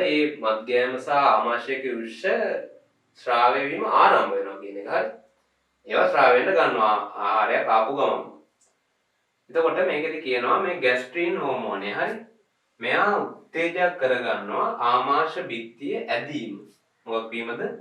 ආමාශය බිත්තිය ඇදීම. මෙයාට දැන් ආහාරයක් ඇවිල්ලා දැන් බත් කනවනේ නේද? බත් කනකොට සෑහෙන ලොකු බත් ගානක් අරගෙන ඔක කනවා. එතකොට මේ හරියට විතර ආමාශය පිළිලා ඒක හොඳට ඒකේ බිත්ති ඇදෙනවා. හරි. රැලි සහිත බිත්තිනේ තියෙන්නේ. ඒතර මෙහෙම හැම පැත්තටම මේක ඇදෙනවා හොඳට තෙරපුමක් ඇතිලා. අන්නේ ආමාශයේ බිත්ති ඇදීම හේතු කොටගෙන තමයි ආමාශයේ බිත්ති වලින්ම ඒවැ අභ්‍යන්තර බිත්ති ඇතුළු බිත්ති මගින් තියෙන සෛල වලින් තමයි මේ ගැස්ට්‍රීන් හෝමෝනය ශ්‍රාවය කරන්නේ. පැහැදිලිද ඒක?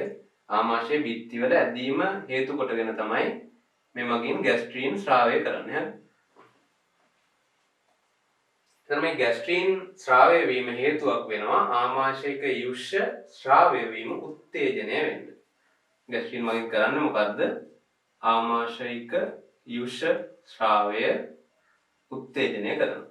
ඒකයි මම මෙතන පොඩ්ඩක් වෙනස් කරේ. මධ්‍යම සහ ආමාශයික යුෂ නිපදවීම ආරම්භ වෙනවා. මොකක් ආවමද? ආහාරයක් ආවම ඒක උත්තේජයක් කරගෙන. ආහාර තව වැඩිපුර ඇවිල්ලා මෙතන එකතු වෙද්දී ආමාශයේ බිත්තිය ඇදෙනවනේ. ඒතර ආමාශය දැනගන්නවා ටිකක් වැඩිපුර ආහාර ඇවිල්ලා තියෙන්නේ. ඒ හින්දා පොඩ්ඩක් ශ්‍රාවය කළා මදි කියලා ඒ පණිවිඩය දෙනවා ගැස්ට්‍රීන්. කවුද ගැස්ට්‍රීන් කාටද දෙන්නේ? ග්‍රන්ථි වලටම තමයි ආමාශයේ තියෙන ග්‍රන්ථි මොනවද? පාර්ශ්වික සෛල, ප්‍රධාන සෛල ඒවට. ඒවෙන් ඒ පණිවිඩය ලබාගෙන එයාලා වැඩිපුර පෙප්සිනෝජන් ඊට පස්සේ HCl ශ්‍රාවය කරන්න යොමු වෙනවා. ඒ කතාව තමයි වෙන්නේ සරලව. ඊළාට කොලිසිස්ටෝකයිනින් සහ සික්‍රටින් මේ දෙන්න හැදෙන්න පටන් ගන්න මේ හරියදී ග්‍රහණියදී හරි මෙතෙන්දී හරි. මෙතෙන්ට එන්නේ මොකද්ද? ආමාශයෙන් සකස් කරපු ඒ ආහාර ද්‍රව්‍ය වලට අපි මොනවද කියන්නේ? අර විදිනවා කියවේ ජෙට් වගේ විදිනවා කියවේ. ආමලසය. මොනවද? ආමලසය. මේ ආමලසයේ තියෙන මේද අම්ල හා මේ ඇමයිනෝ අම්ල හරි. ආමලසයේ තියෙන මේද අම්ල හා ඇමයිනෝ අම්ල. අන්න ඒ දෙක මොකක් කරනවද? ග්‍රහණියෙන් මේ හෝමෝන දෙක. හරි ග්‍රහණියෙන් කොලිසිස්ටෝකයිනින් හා සික්‍රටින් නිපදවීම උත්තේජනය කරනවා. ඒ කියන්නේ මේ දෙන්න ආමලසයේ තියෙනවා නම් තමයි වැඩිපුර කොලිසිස්ටෝකයිනින් සික්‍රටින් හැදෙන්නේ. කොහෙන්ද හැදෙන්නේ? ග්‍රහණියෙන්. ග්‍රහණීය බිත්ති වලින් තමයි මේ හෝමෝන දෙක එයා නිකුත් කරන්නේ. අර නිකුත් කරලා මොකද කරන්නේ? කොලිසිස්ටෝකයිනින් වැඩිපුර තියෙනකොට එයා ක්‍රියාවන් දෙකක් සිද්ධ කරනවා. හරි ක්‍රියාවන් දෙකක් සිද්ධ කරනවා. එකක් පිත්තාශය මත ක්‍රියා කරලා පිත්යුෂය මේ නිදාස් කිරීම උත්තේජනය කරනවා. මේ පිත්තාශය සංකෝචනය කරලා පිත්ත පහළට ගලාගෙන ඒම එයා මොකක් කරනවද? වැඩි කරනවා, උත්තේජනය කරනවා. ආපහු තව ක්‍රියාවක් එයා කරනවා අග්න්‍යාශයක යුෂ ශ්‍රාවය කිරීම උත්තේජනය කරනවා. පැහැදිලිද? මේ ඇඳේ කොළයක් වගේ අග්න්‍යාශය. ඊට පස්සේ සික්‍රටින් වල කාර්යය තමයි මොකක් කරනවද? එයා අග්න්‍යාශයෙන්ම තමයි එයාත් අග්න්‍යාශයටමයි බාධා කර මේ අග්න්‍යාශයට තමයි එයාත් බලපෑම් කරන්නේ. එයා මොකද කරන්නේ? අග්න්‍යාශයෙන් බයිකාබනේට් අයන. අපි ඒක කිව්වා. විශේෂයෙන්ම කිව්වා බයිකාබනේට් අයන තියෙනවා කියලා අග්න්‍යාශයක යුෂයේ. අර එන්සයිම ටිකට අමතරව අග්න්‍යාශයක මයිලේස් ලයිපේස් ඒ එන්සයිම ටිකට අමතරව බයිකාබනේට් තියෙනවා කියලා එතන සඳහන් කරා. ඒත් බයිකාබනේට් දායක කරන ප්‍රධාන වශයෙන් මේ ආමලසය උදාසීන කරන්න. ඒත් බයිකාබනේට් වැඩිපුර ඕනේ ඇයි? මේ මේද අම්ල ඇමයිනෝ අම්ල. මේවෙන් අනිවාර්යෙන් අර තියෙන ආම්ලික බව තවත් වැඩි වෙනවා. අපි මේදේ වැඩිපුර ප්‍රෝටීන වැඩිපුර ගත්තයින් පස්සේ ආමලශයේ එන ආමලසේ වැඩිපුර ආම්ලිකයි. HCl වලින් වෙනම ආම්ලික වෙනවා. මේවත් තනිකර ආම්ල. යනවා අපි මේද අධික ආහාරයක් ප්‍රෝටීන අධික ආහාරයක් ගත්තයින් පස්සේ අර සාමාන්‍ය ප්‍රමාණයට අග්න්‍යාශයක යුෂය ඇවිල්ලා හරියන්නේ නැහැ. මොකද වැඩිපුර ප්‍රමාණයක් ආහාරයේ ප්‍රෝටීන ඇවිල්ලා. ඒ වගේම මේදේ වැඩිපුර තියෙනවා. එතකොට පිත්තාශයෙන් නිකන් චුට්ටක් 0.2ක් පිට ඇවිල්ලා හරියන්නේ නැහැ. හොඳට පිත්තාශයේ සංකෝචනය කරලා ඒකේ තියෙන ඔක්කොම ටික ගන්න ඕනේ. ඒතර එහෙම වෙන්නේ එහෙම අපිට ඉතලා කරන්න බෑනේ ඒක නේද? නැත්නම් ඉතලා කරන්න පුළුවන් වුණා නම් මගුල් ගෙදර ගිහිල්ලා ඔය කාලා පිත්තාශය සංකෝචනය කරගන්න තිබ්බා නේ? නමුත් එහෙම අපිට කරන්න බෑ. පිත්තාශයක් තියනවද කියලා දන්නේ නැහැ සමහරවිට. ඒවා අනිත්‍යානුගතව දේහයෙන් සිද්ධ වෙන ක්‍රියාවලිය නිසා අර වගේ ආහාරයක් ආවයන් පස්සේ ආමලශය තුලින් පාස් වෙනකොට එයා දැනගන්නවා මේකේ මේදේ වැඩි ප්‍රෝටීන් වැඩි කියලා. අන්න ටක් ගාලා කොලිසිස්ටෝකයිනින් සහ සික්‍රටින් නිපදවීම උත්තේජනය කරනවා. එමගින් මෙන්න මේ ක්‍රියාවලිය ටික සිද්ධ වෙනවා. මේ වගේ පැහැදිලි අවබෝධයක් මේ ටිකේ තියාගන්න. කොලිසිස්ටෝකයිනින් මගින් ප්‍රධාන කාර්යයන් දෙකයි. මොකද්ද? පිත්ත හා අග්න්‍යාශයක යුෂය නිදාස් කිරීම නැත්නම් ශ්‍රාවය කිරීම උත්තේජනය. සික්‍රටින් මගින් කරන්නේ බයිකාබනේට් ශ්‍රාවය උත්තේජනය. හරි ඒ ටික තමයි ඒතකොට යාමනයට අදාළව ඔයගොල්ලෝ දැනගන්න ඕනේ. ප්‍රධාන වශයෙන් මේ මේද අම්ල හා ඇමයිනෝ අම්ල වැඩිපුර ආහාරයට අරගෙන මේ විදිහේ ක්‍රියාවලිය වෙලා දැන් අර වයන් වැඩිපුර කොලිසිස්ටෝකයින් නැවිලා සික්‍රටින් වලින් මේ ක්‍රියාවලිය උනායින් පස්සේ ජීර්ණය කියන්නේ ක්‍රමාකුංචන වගේ චලන අපි කියනවා ගොඩක් හිමින් සිද්ධ වෙන්නේ. හරි ක්‍රමාකුංචනය වගේ ගොඩක් හිමින් හිට සිද්ධ වෙන්නේ. එන වේගයෙන් වෙලා බෑ. හරි වැඩි කාලයක් තිස්සේ වෙන්න ඕනේ. එතකොට තමයි මේ ප්‍රෝටීනේ හොඳට මේ ජීර්ණය සිද්ධ වෙන්නේ. හරි ඒ වගේ තියෙනකොට මෙහෙම කියනවා ග්‍රහණීය නිපදවන කොලෙස්ටරෝල් සික්‍රටින් ඉහළ මට්ටම හේතු වෙන ආමාශයේදී ආහාර ජීර්ණය සෙමෙන් සිද්ධ වෙනවා. මේ හෝමෝන ආමාශය මත ක්‍රියා කර ක්‍රමාකුංචනය හා ආමාශයක ශ්‍රාවය නිෂේධනය කරනවා කියලා. ඒ කියන්නේ මොකක් වෙන්න ඕනේද? මේක බසු ගාලා මෙව වෙලා නේද? එකපාරට මේක පිට කළොත් අර අනිත් ආහාර කාබෝහයිඩ්‍රේට් එකක් වගේ හිතලා එහෙම හරියන්නේ නැහැ. එහෙනම් මෙයා පණිවිඩය දෙනවා කොලෙස්ටරෝල්මයි පණිවිඩය දෙනවා. දැන් ප්‍රෝටීනයක් ඇවිල්ලා තියෙන්නේ. එයා ජීර්ණය ටිකක් වෙලා යන වැඩක්. ඒ හින්දා වෙලාව අරගෙන හිමිහිට ජීර්ණය කරලා අපිට දෙන්න කියලා. එහෙම එයා පණිවිඩය යවනවා කාටද? ආමාශයට.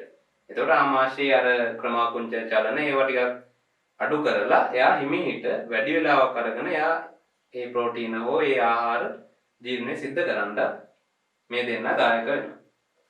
හරි මෙයා මත මොනවමත් බලපෑමක්ද? මේ හෝමෝන දෙකෙන් ආමාශය මත ඍණ බලපෑමක් ඇති කරන වෙනත් විදියකින් කිව්වොත්. ඔය දේවල් ටික ඔය යාමනය තුලින් ඕකෙන් හොඳ MCQ හදන්න පුළුවන්. අර මම හැමතිස්සෙම කියනවා වගේ වචනේ හාමයා කරලා ඔය මං කිව්ව කරුණ ඔක්කොම වීඩියෝ එක 10 වතාවක් බලලා ගියා සමහරට MCQ එක වර්ධින්න පුළුවන්. ඒ තමයි මේ තුලින් ඕගොල්ලෝ හදා ගන්න ඕන තර්කයක්. මෙන්න මේ සිදුවීමයි මෙතන වෙන්නේ කියලා ලස්සන රූපයක් එක්ක නේද කාටුන් එකක් වගේ මේ ක්‍රියාවලිය ඕගොල්ලන්ගේ ඔළුවේ වැඩ කරනවා නම් අන්න එතකොට ලස්සනට ඒ ඕන MCQ එක කරගන්න පුළුවන් අවස්ථාව හම්බ වෙනවා. හොඳයි එහෙනම් ඒ යාමනයේ ක්‍රියාවලිය ඉතින් පටන් ගත්ත ස්නායු වලින් කේට ග්‍රන්ථි ඊට පස්සේ මත්ගෑමේ ක්‍රියාවලිය සහ යුෂ නිකුත් කිරීම ආරම්භ වෙන්නේ කොහොමද කියන එක ආහාරයක් ආවයන් පස්සේ. අන්තරාසර්ගය කියන හෝමෝන වලින් සිද්ධ වෙන ඒවා ග්‍රැස්ට්‍රීන් ඒක නිපද වෙන්නේ කොහෙන්ද කොහොමද නිපද වෙන්නේ මොකද්ද නිපද වෙන්න ලැබෙන උත්තේජය ඒකෙන් ලැබෙන ප්‍රතිචාරය මොකද්ද? අර හෝමෝන දෙකට කොලෙස්ටරෝල් සහ සික්‍රටින් වලට ඒ විදිහට ඕගොල්ලන්ට පැහැදිලි වෙන්න ඇති. හරි ඊට පස්සේ අපි අවසාන මේ වීඩියෝ එකේ අවසාන කොටසට යනවා. ඒ තමයි සමබල ආහාරය කියන්නේ මොකද්ද කියන එක. සමබල ආහාරය. සමබර නෙමෙයි සමබල. දැන් ඔක පොඩි කාලේ දිනකොට ළමයි කෑ ගහලා කියනවා සමබර කියලා. සමබර නෙමෙයි සමබල ආහාරය කියලා අපි කියන්නේ. නැත්තම් තුලිත. මොකද්ද සමබල ආහාරයක් සමබර ආහාර වේලා කියලා කියන්නේ. මෙහෙමයි පෝෂක සියල්ල අත්‍යවශ්‍ය පෝෂක සියල්ල සහිත. මොන පෝෂකද? අත්‍යවශ්‍ය පෝෂක සියල්ල අන්තර්ගත. හරි. අත්‍යවශ්‍ය පෝෂක සියල්ල નિયમિત අනුපාතයන්ගෙන්. નિયમિત එහෙම නැත්නම් උචිත. එහෙම නැත්නම් යෝග්‍ය. එක එක වචන දාන්න පුළුවන් නේද? අනුපාතයන්ගෙන් සමන්විත. සමන්විත ආහාරයක් තමයි අපි කියන්නේ මොකක් කියලාද? සමබල ආහාරයක් කියලා. දැන් මෙහෙම හිතන්න. බත් පිඟානක් බෙදා ගන්නවා. දැන් සමහර ළමයි මෙහෙම කරනවා. බත් හැන්දක් දාගන්න. ඕකට මස් කැලි දා ගන්නවා 5ක් විතර. නේද? හොඳ ලොකු සයිස් මස් කැලි වලින් 5ක් විතර දා ගන්නවා. ගොටු කොළ තියෙනවා ඒව නිකන් පොඩ්ඩක් අර කවුරු හරි බලන් ඉන්නකොට වගේ පොඩ්ඩක් චුට්ටක් දා ගන්නවා ගින්නේ වගේ අරගෙන. ඊට පස්සේ බිත්තරයක් තියෙනවනේ ඒකේ හිම්පිටින්ම දා ගන්නවා. ආයෙ මොකද කරන්නේ? ඔය ධාන්‍ය වර්ගය මොනවා හරි ඒ වගේ තියෙනවනම් ඒවා පොඩ. ඒතොර ඒක සමබල ආහාරයක් වෙනවා. දැන් මේ බත් පිඟාන තියෙනවා. ඒකේ බත් තියෙනවා මෙන්න මේ වගේ පොඩ්ඩක්. හැන්දක් විතර තියෙනවා. මස් මොකද කරන්නේ? ඒකේ මස් කෑලි තියෙනවා නිකන් ගල් ගෙඩි වගේ ඔහොම 5ක් විතර තියෙනවා. වැහෙන්නම. ගොටු වල චූට්ට මේ පැත්තකින් තියෙනවා. ආයේ මොනවා හරි ඔය මේ ධාන්‍ය වල මොනවා හරි ඒවා චූට්ටක් තියෙනවා. ලොකු බිත්තරයකුත් තියෙනවා. ඒවා දා ගන්නවා හරියට නේ. දැන් මේක සමබල ආහාරයක් වෙනවද? ඒක සමබල ආහාරයක් වෙන්නේ නැහැ. මේකේ ඔක්කොම පෝෂක තියෙනවා හැබැයි නේ. ප්‍රෝටීන තියෙනවා, කොළ කොටකුත් තියෙනවා, නුග කොළ ටිකක්. ඒතකොට ඒකේ khනිජ අයන, විටමින ඒවත් තියෙනවා. ඊට පස්සේ කාබෝහයිඩ්‍රේට් තියෙනවා, ලිපිඩ තියෙනවා, ඔක්කොම තියෙනවා, පෝෂක තියෙනවා. අත්‍යවශ්‍ය පෝෂක සියල්ල මේ සාධකය හරියි. හැබැයි નિયમિત අනුපාතයකින්ද තියෙන්නේ? නැහැ. කොහෙත්ම නැහැ. මොකද ප්‍රෝටීන අධිකව තියෙනවා. ඒතකොට ඒක හරියන්නේ නැහැ. ඒක වැරදි. මේ ආහාරය වැරදි. එහෙනම් අපි ගන්න ඕනේ નિયમિત අනුපාතයක් තියෙනවා. හරි.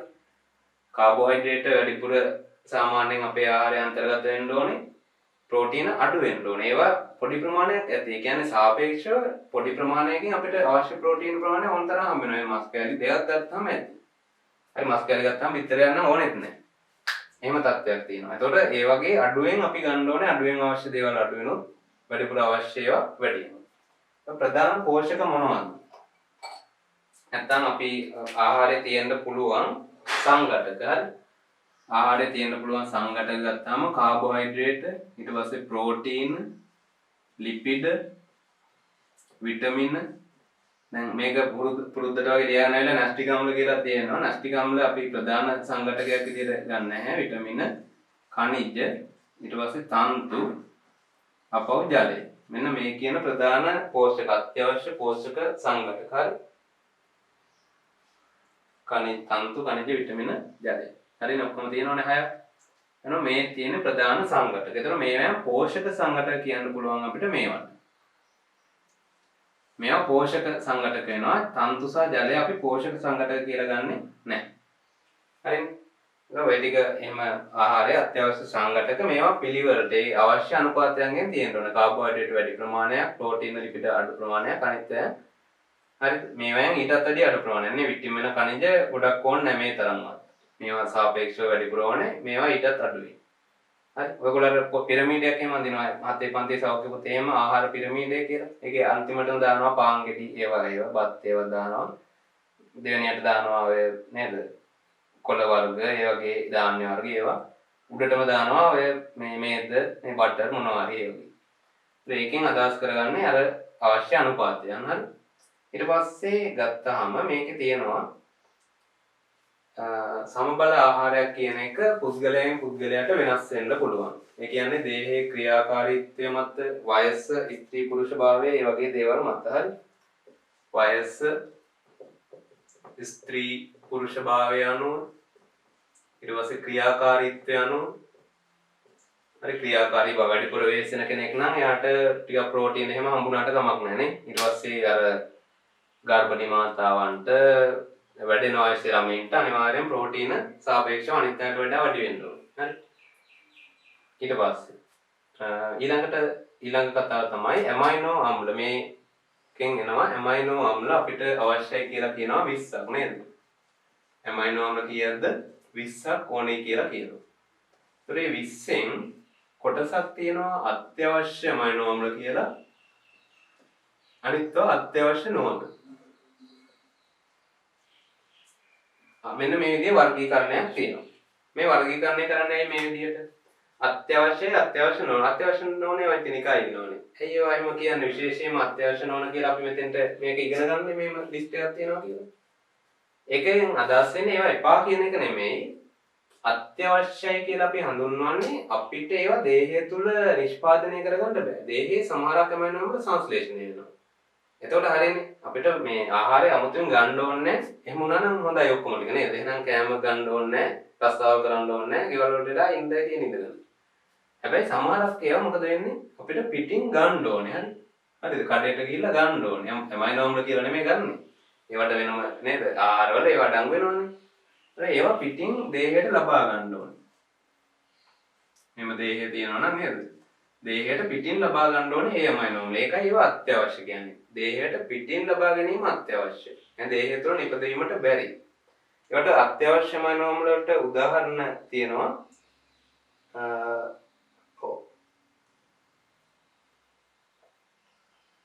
හිස්ටිඩීන් ඒ වගේ ඒවා. හිස්ටිඩීන්, ලයිසින් වගේ ඒවා අනෙක් මොකද වෙන්නේ අත්‍යවශ්‍ය නොවන ඒවා දේහය තුළ නිපද වෙනවා. හරි? දේහය තුළ නිපදෙනවා. අත්‍යවශ්‍ය නොවන කියන්නේ ඒකයි. ඒ කියන්නේ ඒවැ අදහස් වෙන්නේ ඕනේ එපා කියන එක නෙමෙයි. හරි? ඇලනින් වගේ ඒවා. ඇලනින්. ඒ නම් දෙක නිකන් මතක තියාගන්න. මොකද අර ටිකක් ඔය MCQ එකට හරි එන්න පුළුවන් ඉඩකඩක් තියෙනවනේ. ඒ අනුව ඇමයිනෝ අම්ල අපිට 20ක් දායක වෙනවා අපේ පෝෂක අවශ්‍යතා සඳහා. ඒකෙන් සමහරක් ඒවා අත්‍යවශ්‍ය වෙනවා. අත්‍යවශ්‍යයි කියන්නේ පිටින් ලබා ගැනීම අත්‍යවශ්‍යයි. අත්‍යවශ්‍ය නොවන කියන්නේ එපා කියන එක නෙමෙයි. පිටින් ලබා ගැනීම අත්‍යවශ්‍ය නැහැ. මොකද දේහය තුළ නිපදෙනවා. ඉතින් පිටින් ගත්තොත් විෂ වෙනවා ඒවා. විෂ වෙන්නේ නැහැ. ඒවා සාමාන්‍ය විදිහට එකතු වෙනවා. ඒක ප්‍රශ්නයක් නැහැ. නමුත් අත්‍යවශ්‍ය නැහැ. හරි? අත්‍යවශ්‍ය නොවන ඒවාට උදාහරණ දෙකක් තියෙනවා ඔයගොල්ලෝගේ නෝට් එකේ. ඇලනින් සහ සිස්ටීන්. ඇලනින්, සිස්ටීන්. ඊට පස්සේ අනෙක් ඒවා හිස්ටිඩීන්, ලයිසින්. මම කිව්වේ ලයිසින් සහ හිස්ටිඩීන්. එකක් ලයිසින්, ලයිසන් නෙමෙයි ලයිසින්. සහ හිස්ටිඩීන් ඒවා අත්‍යවශ්‍ය ඇමයිනෝ අම්ල කියලා හඳුන්වනවා. ඒවා පිටින් ගන්න ඕනේ. ඒක සාමාන්‍යයෙන් කියනවා සත්ත්ව ප්‍රෝටීන වල. පෝෂණයේ ඒ අපෝෂණ කොටසත් එතන ඉවර වෙනවා. සත්ත්ව ප්‍රෝටීන ගත්තාම සත්ත්ව ප්‍රෝටීන වල මේ සියලු ඇමයිනෝ අම්ල නියමිත අනුපාතයන්ගෙන් අයි තියෙනවායි කියලා කියනවා. ඒ කියන්නේ අපිට අවශ්‍යම ඒවා අත්‍යවශ්‍ය ඒවා විශේෂයෙන් ඒවා අන්තර්ගත වෙනවා සත්ත්ව ප්‍රෝටීන වල ඒ අවශ්‍ය අනුපාත වලින්ම. හැබැයි අත්‍යවශ්‍ය නොවන මේ ශාක ප්‍රෝටීන වල ශාක ප්‍රෝටීන ගත්තාම ඒ කියන්නේ පරිප්පු අපේම කියන ප්‍රෝටීන මේ දාන්නේ කියලා. ඒවා ගොඩක් වෙලාවට අපිට අත්‍යවශ්‍ය ඇමයිනෝ අම්ල වලින් සමහරක් ඒවා නැහැ. තියෙනවා නමුත් සමහරක් ඉඳලා එකක් දෙයක් නැහැ. ඒතකොට අපිට සිද්ධ වෙනවා එක ශාක ප්‍රෝටීන වර්ගයක් විතරක් අරන් මදි. ඒ කියන්නේ මුං ඇට විතරක්ම අරගෙන මදි. මුං ඇටත් එක්ක තව මොනවා හරි ශාක ප්‍රෝටීන වැඩිපුර තියෙන බෝන්චි හරි ඒ වගේ දෙයක් අපි අනුභව කරන්න ඕනේ. සත්ත්ව ප්‍රෝටීන ගන්නේ නැති අය ඉන්නවනේ වෙජිටේරියන්ස්ලා කියලා කියන්නේ. ඔන්න ඔය කරුණු ටික. ඒ යටතේ පැහැදිලි කරගන්න සම්බල ආහාරයක් කියන්නේ මොකක්ද කියන එක. ඊට පස්සේ සම්බල ආහාරයක තියෙන්න ඕනේ සංඝටක මොනවද? ඒකේ පෝෂක සංඝටක ටික මම වෙන් කරා. තන්තු ජලය අපි පෝෂක සංඝටක කියන්නේ නැහැ. ඊට පස්සේ වෙනස්කම්. ඒ කියන්නේ සම්බල ආහාරයක් තියෙන්න ඕනේ අනුපාතය. හරි. මේ පෝෂක ද්‍රව්‍ය තියෙන්න ඕනේ අනුපාතයක් තියෙනවා කියවනේ. ඒ අනුපාතය වයස, ස්ත්‍රී පුරුෂ භාවය, ඊට පස්සේ ක්‍රියාකාරීත්වය, ආය දේහ ප්‍රමාණය. හරිද? බැරල් සයිස් දේහයක් නම් මොකද වෙන්නේ? වැඩිපුර අනුපාතයෙන් ඕනේ. හරි. ඒවා නඩත්තු කරන්න සෑහෙන අනුපාතයකින් ඕනේ ආහාර ද්‍රව්‍ය. හරි. ඒ හින්දා ඒ වගේ දේවල් මත මොකක් වෙනවද? තුලිත ආහාරයේ තියෙන අනුපාත වෙනස් වෙනවා. එතකොට ඇමයිනෝ අම්ල ගණ කිව්වම ඇමයිනෝ අම්ල 20ක් දායක වෙනවා. ඒකෙන් අත්‍යවශ්‍ය මොනවද අත්‍යවශ්‍ය නොනෑ මොනවද සහ උදාහරණයක් මේ දෙක මතක තියාගන්න. අවසානයේ සත්ත්ව ප්‍රෝටීන වල නියමිත අනුපාතයන්ගෙන් තියෙනවා ශාක ප්‍රෝටීන වල එහෙම නැහැ කියන මේ කරුණු ටික දැනගන්න ඕනේ. එතකොට මේ කතා ටිකෙන් පස්සේ අපි මේ වීඩියෝ එකේ අවසාන කොටසට ළඟා වෙනවා. ඒ කියන්නේ මේ පටන් ගත්ත එක. ඒ කියන්නේ ග්‍රන්ථි සහ ඊට පස්සේ ආහාර ජීර්ණ යාමනය කියන එක අපි අර හෝමෝන ගැන කොලිසිස්ටෝකයිනින් ඒවා ගැන කතා කරා. ඒවත් එක්කලා අවසානයේ සම්බල ආහාර කියන පොඩි මාතෘකාවෙන් මේකේ අවසානයේ සනිටුවන් වෙනවා. මේකට අදාළ කරුණු ටික විශේෂයෙන්ම අක්මාව ආග්නේයස්ය ඒවැ ව්‍යුහ සැකස්ම සකස් වෙලා තියෙන ආකාරය ඒ පිළිබඳව හොඳ අධ්‍යයනයක් කරන්න අපිට තවත් ආහාර ජීර්ණ පද්ධතියේ තවත් වීඩියෝ එකකට යන්න වෙනවා. දෙකේ අවසාන අපවර පෝෂක සංඝටක ගැන ටිකක් විස්තරාත්මකව දැනගන්න පොඩි වීඩියෝ එකක් තව පොඩි කරුණු ටිකක් රෝග ටිකක් තියෙනවා. ඒ ටික ඔක්කොම දාලා ඊළඟ වීඩියෝ එකෙන් ආහාර ජීර්ණ පද්ධතිය එතකොට අවසන් කරලා දෙන්න පුළුවන් ඕගොල්ලන්ට. හරි එහෙනම් මේ වීඩියෝ එකෙන් හම්බ වෙනකන් හැමෝටම ආයිබෝන්. We'll go through the wastelands, through the highways, and on we'll go.